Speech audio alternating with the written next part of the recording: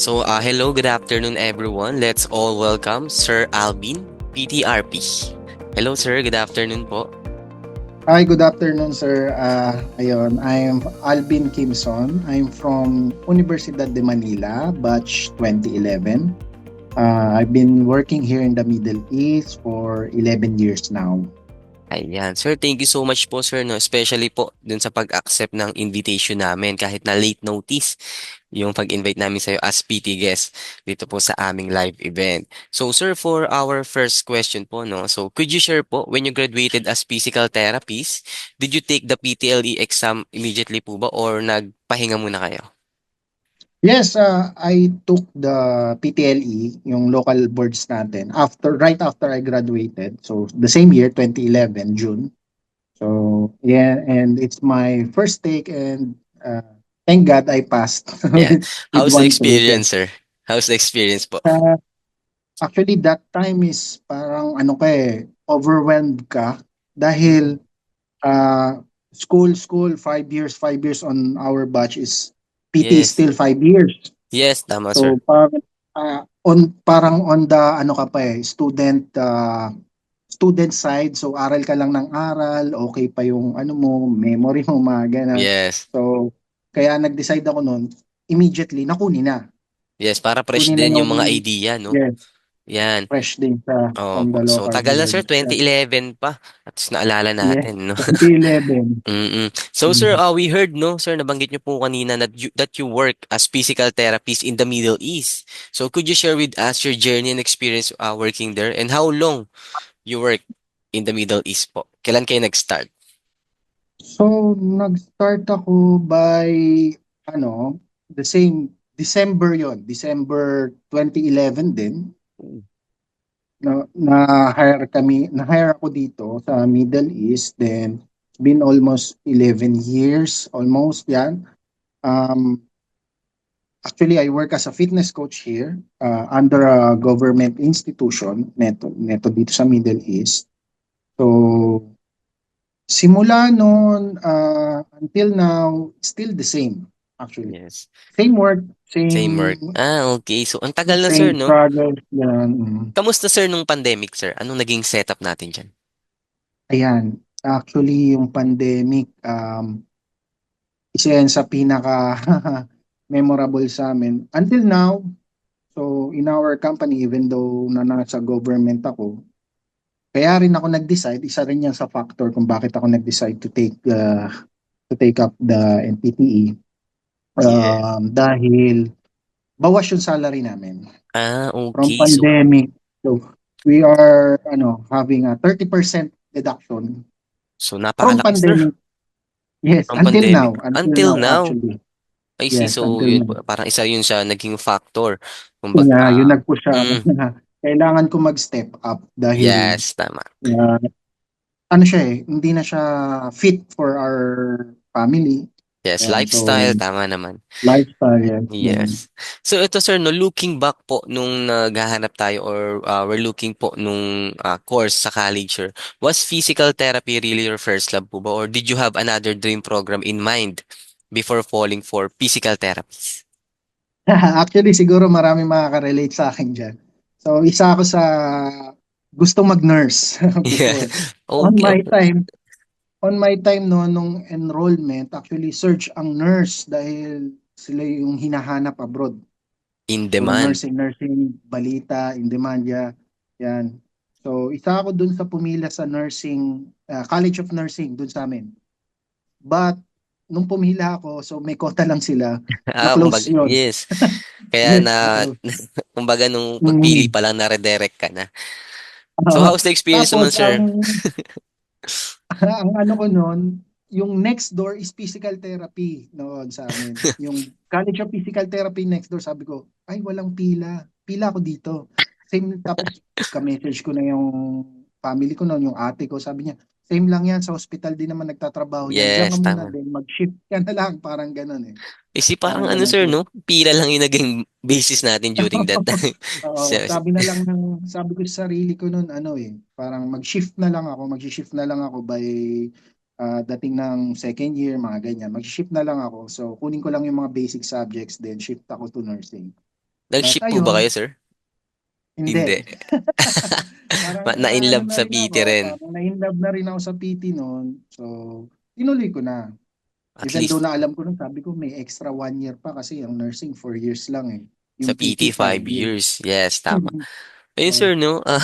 Parang tagal pero fresh na fresh pa rin sa alaala natin kasi nga memorable din naman talaga na pila lang mm, yung naging basis. So baka kung iba yung katabing pinto nun, wala tayo baka ngayon sa iba. interview na to.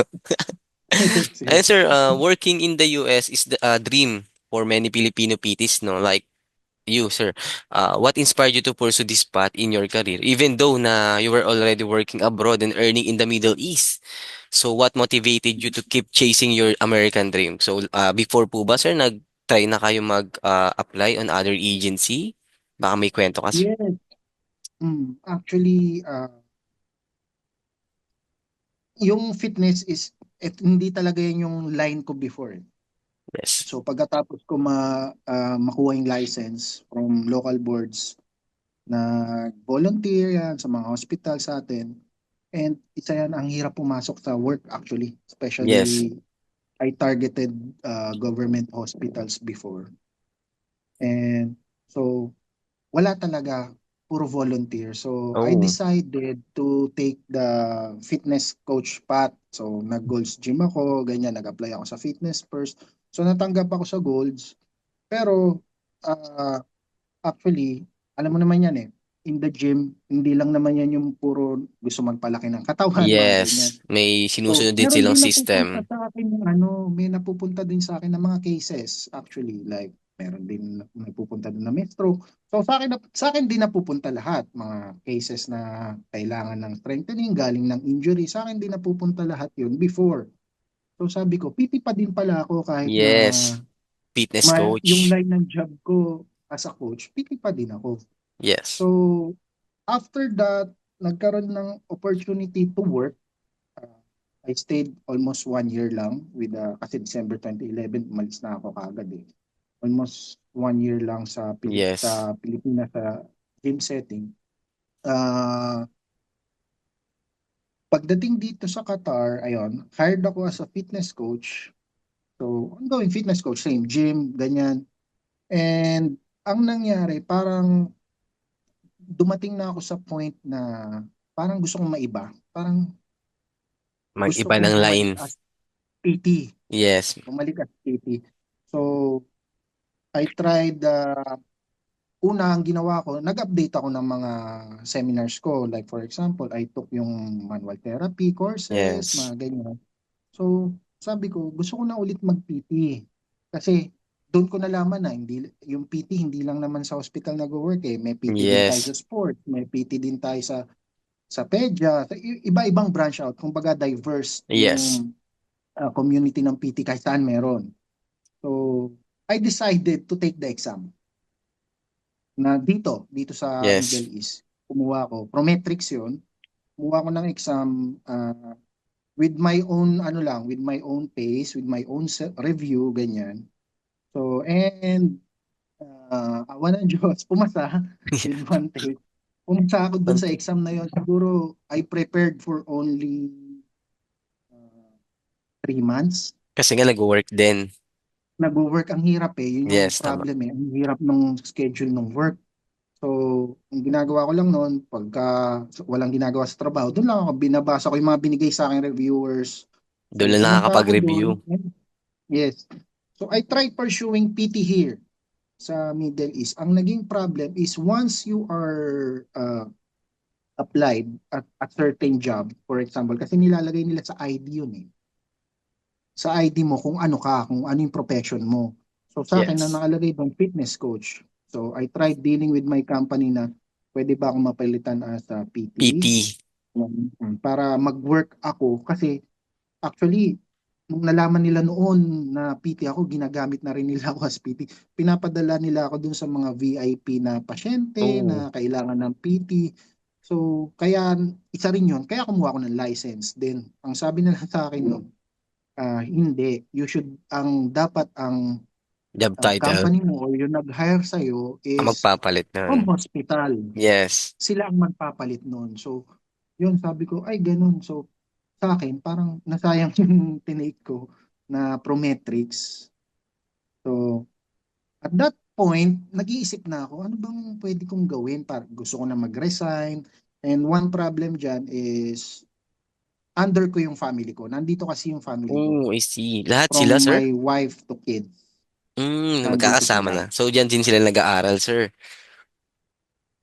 Yes, nandito sila. So, if I resign, kumbaga, magba-back to zero kami, uwi kami ng Pilipinas, then I need to apply again and wala yung kasiguraduhan kung matatanggap Yes, ka. tama. Walang So I assurance. tried, well, I tried staying and then pandemic came, yan na nga, nabawasan na ako ng sahod. So sabi ko, ang hirap. Oh, So parang yan na yung turning point ko na, sige, magsubo kaya ako na mag-PT to US. So, and look. nag-ano ako na, nag-search ako, ano bang pwedeng maging path ko. Kasi, di ba, uso yung ah, path to Canada, path to Yes. Australia, yan, mga Maraming pat ganyan. din, kahit papaano. Mga path to US. So, dapat, first thing is, Australia kami, actually. So, nagpa-assess kami with the agency na for Australia. So, hindi ako tinanggap. Ang tinanggap yung wife ko because she is working at the hospital din as a medical Oh, technologist. medtech So, naman siya siya. yung tinanggap. Mhm. Siya yung tinanggap. And then, eto na, requirements, pasa ng requirements, ganyan. Nagkatalo lang kami. Dun na naman, eto na naman yung problem, si English test. Oh, So, fell. dalawa kami dapat kumuha nun. So, yung sa akin is mababa lang yung rating na kailangan. Yung sa kanya, almost perfect yung kailangan. Oh, medyo So, mataas ang qualification. yes, mataas yung qualification. So, anong nangyari, parang 2 times na siya nag-take, hindi pa rin niya nare-reach. So, nawala na rin siya ng gana with that. So, ayan, yan na ulit na hanap na naman ako ano bang pwede naming gawin, ganyan. And nakita ko yung mga postings actually sa social media, Grandison, Grandison, Grandison, ganyan. Sabi ko, parang yung Grandison is ano eh, noon pa meron na to eh, nung Yes, batch tama. ko pa. So, marami kong kakilalang PT sa US. So, then tinanong ko sila, ano pa ba yung mga agency natin for PT sa Pilipinas? Sabi niya, naku, marami na nagsara. And then, I think yung sinabi sa akin, pinaka ano na lang, matibay is yung Grandison. Okay, I'll Yes. try to, kasi parang magpapasa lang naman ng form eh, di ba? Yes, madali lang naman, Ang sir. gusto ko, madali lang, Fill out magpasa lang lang ng ng form. forms. Nag-fill out ako ng form and I waited. Unang fill out ko actually, hindi ako na-replyan. So sabi ko nako, mukhang ano nga, mukhang mahirap din makapasok. Parang kasi may certain qualification, tinitignan yung board rating. Sabi ko, mukhang mahirap. So siguro months pass. Nakita ko na naman yung post to sa social media. Sabi ko, Makulit baka talaga, hindi sir. lang na baka hindi lang nabasa yung ano ko yung form Yung ko, sabi ko forms. gano'n. So, I tried submitting another form. Ayun, may nag-reply. So, ayun, na-replyan na ako. So, ganyan, tinanong na. And actually, sinabi ko dun sa agent na ganito yung ano eh, kasi nag-apply na ako before eh. Kala ko nga, ano eh, may hinahanap kayong board rating, ganyan-ganyan. Sabi niya, hindi naman sir, ganito. So, in-explain niya naman yung process sa Well akin. explained naman, sir. Well explained yung process na hindi naman na ano before daw before. Yes, honestly before she said na may hinahanap na board rating lang, yun ang number one. Pero now hindi. At saka Yeah. age category before may So, hinahanap daw. So now open naman. Open naman. So sabi ko, sige, tutuloy ko na. So yes. yun. Eh, yun yung So, story ko kung paano ako but napasok look sa naman, sir, yun, Grandison. halos nasa kalahati na rin tayo ng process, no? And you are Yes, a yes. graduate scholar na rin po ngayon. So, sir, Mm-mm. when it comes naman po dun sa NPTE, no? Could you share your Mm-mm. journey po and experience taking the NPTE mock exam? How you compare it to physiotherapy licensure exam in the Middle East? Sobrang iba. Kung i-compare natin lahat yan from local boards natin sa Pilipinas to NPTE exam saka yung dito sa Middle East. Sa local boards kasi, uh, tuturuan kanilang mag-memorize ng mga charts, Oh, ng mga ano, yes. with maraming Memorization. mnemonics, ganyan. So, ang dami mong kakabisaduhin kanta, di ba? Mm. So, kala ko ganun lang yung NPTE actually at the first time. Uh, yung pala hindi. Maganda yung program ng NPTE ng Grandison to GH Premier. Kasi kailangan ma-understand yung ano yung isang question. Yung question na Yes. kinakabisado namin before from book reviews sa local, yung katulad ng mga PIT, yung mga ganyan. Kakabisaduhin mo lang yung sagot doon Naalala ko yon before. Memorization Ah, lang. Memorization lang. O, ito yung sagot diyan. Pag ito na yung tanong, ito yung sagot. So, alam mo nga yung ano yung apat na multiple choice doon Kung ano yung Malalaman mo choices. siya. Malalaman mo na siya. So, sa NPTE, hindi ganun. So, yung mock exams, lahat ng binibigay na exams ng GH Premier, iba. So, yung question, dapat naiintindihan mo siya. Kumbaga, sa puso mo siya, alam mo yung paikot-ikot within that question. So, alam mo i-rationalize na bakit hindi ito yung sagot, hindi ito. So, ayun, yun yung difference niya. Kailangan yung main point, kung paano papaikutin yung question, alam mo. So, para pag binigay sa iyo on the exam, mararationalize mo siya sa sarili mo. Kasi parang yun yung nangyayari ngayon kada exam Yes. with the review. Every question is different. Walang, Yes. may So meaning case to case mauulit. basis, sir? Parang ganun. Yes, mauulit And ang concept. Mauulit ang concept. Pero and yung the question itself, hindi. and the So, advantage of it din, sir, siguro yung hindi lang siya ma-memorize but maintindihan or ma-comprehend yes, natin. yes, So which is talagang magagamit natin pag nasa US na tayo. So sir, yes. no, any advice po or what advice can you give to aspiring PTs who may be going through similar challenges with you to your journey na Ah, nabawasan ng mm, sahod, ganun? Anong yung mm. advice natin sa kanila? Actually, dito sa Middle East, yes, you can have a good job, good pay, may mga good benefits din talaga. Pero if you compare it, like kung gusto mo ng advancement sa sarili mo, no, katulad ko, naghahanap ako na gusto kong maging PT na talaga, o maging PT ulit, kumbaga, i-pursue mo lang. Yes. Kailangan lang nating i-pursue. Kumbaga, chase your dreams talaga. Siguro naman lahat ng PT sa atin ng graduate, 'di ba? Our dream kasi instill sa atin 'yan when we are on college, nung college pa ako, na parang the best na maging PT ka sa US, ganyan. Yes. Malaking sahod, malaking benefits. Pag nasa US ka, yung PT doon doktor. It's not Yeah. just like a healthcare professional. You're a doctor, you can diagnose yung ganyang sakit. So, ayun, yun yung driving point ko. Kumbaga, parang gusto ko ng self-independence na kasi dito sa Middle East, yes, may boss ka, tatrabaho ka na yun at yun at yun lang. So, Yes. gusto ko maging parang big challenge sa akin. Yan, na Apo. bumalik sa PT and ayun, makapag-work sa US. Yes, sir. And also, sir, maisasama nyo rin po yung family member nyo, no? Pwede nyo rin Yes, silang yes, yung time ipetisyon. kita. Yes. Yes. Eto, sir, no, when it comes naman po, since nabanggit nyo before, no, nag-uusap tayo, sir, no, na nakapag-apply kayo before sa other agency, so hindi na natin siya i-mention. So, how you compare Grandison dun sa other agency na napag-applyan nyo before?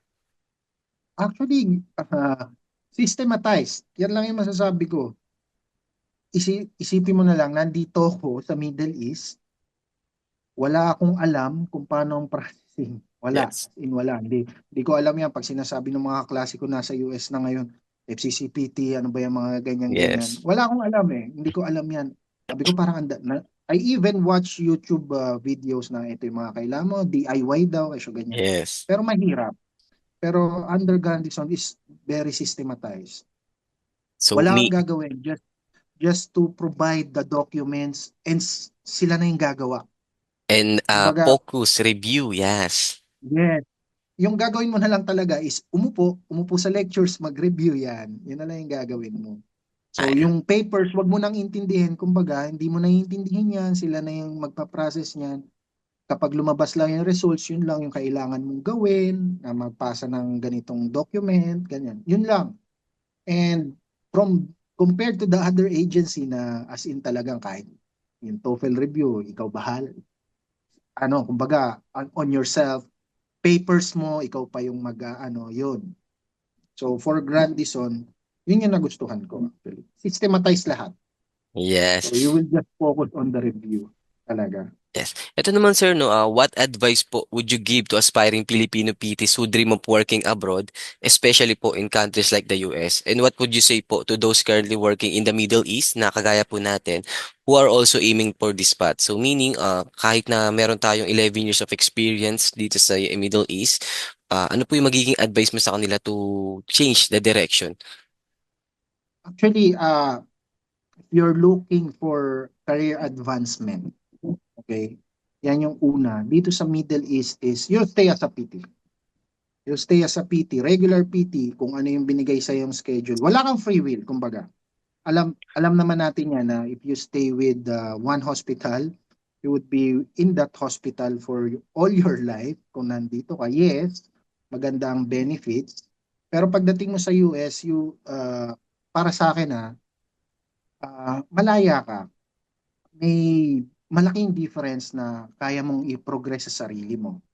Hindi ka, kumbaga, ang PT sa US is parang para sa akin is more advanced in the way na you can take up for example, you can take up any seminars there.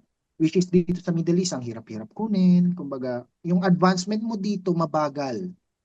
Hmm. Like sa US, mabilis ka makakapag-upgrade, mabilis. And also, of course, working as a healthcare professional sa US, syempre, mas maganda yung benefits din sa'yo, di ba? Yes. And ayun nga, as I said, sa US, uh, as a PT, you are a doctor. Yes. Long-term goal. Ika nga nila. Yes, long term, Oo. yes. So, Yan sir, na yung parang pinaka-peak. ito sir, looking back at your experience, no, so medyo marami na tayong pinagdaanan, sir. Would you recommend Grandison Therapy Scholarship Program to other Filipino PTs? Why or why not? Yes, yes, I would definitely recommend, especially for PTs na nasa Middle East. Alam ko marami dyan na lost din katulad ko, working at other jobs, for example, or yung katulad ko na hindi alam kung ano yung gagawin. Actually, saan start. Paano ba mag-process sa US? Yes, matagal, mahaba yung process, pero with the Grandison's Guide, actually, wala ka nang iisipin eh. You just sit back, relax, and review na nga lang. Parang gano'n na lang yung gagawin mo. So, I would highly recommend Grandison talaga. Yes, ayan. Thank you so much po, Sir Alvin, no, for the questions na nasagot natin today. So, I hope this interview po would enlighten yung mga co-PTs natin dyan sa Middle East. And again, sir, baka may gusto kang batiin here sa Pilipinas and mga Yun, kaibigan. binabati ko yung mga colleagues ko dyan. Matatanda na kami. Actually, yan pa yung isang So, maganda with the review. Kumbaga, yung mga kabatch ko sa review ngayon, siguro may kabatch ako isa eh. Isa na 2011 on the review. And classmate ko siya before Oo, sa PT. So parang kami yung nag-uusap na body ang system. parang ang tatalino ng mga kabatch natin. Parang ang ano na lang na okay lang yan, mga fresh grad lahat yan, para mga ganun. Kaya Under. natin yan. So kumbaga ganun. So systematize naman, and isipin mo from 11 years na blanco na ako sa PT, actually nung nagre-review na ako, hindi lang refresh yung nabigay nung review sa akin ng Grandison. Hindi lang Parang sabi ko, parang ito yung mga points na hindi naturo nung college, mga ganon, mga missing topics na parang pinahapyawan lang from before. Yan, lahat yan matatakel with the review, and it's a great experience actually. Actually, Yes. lahat nung natututunan ko sa review ngayon, na-apply ko naman. Of course, Yes. na-apply ko siya with my job now. Yan. And Eh, good thing about that, para sa mga Middle East PT natin, kung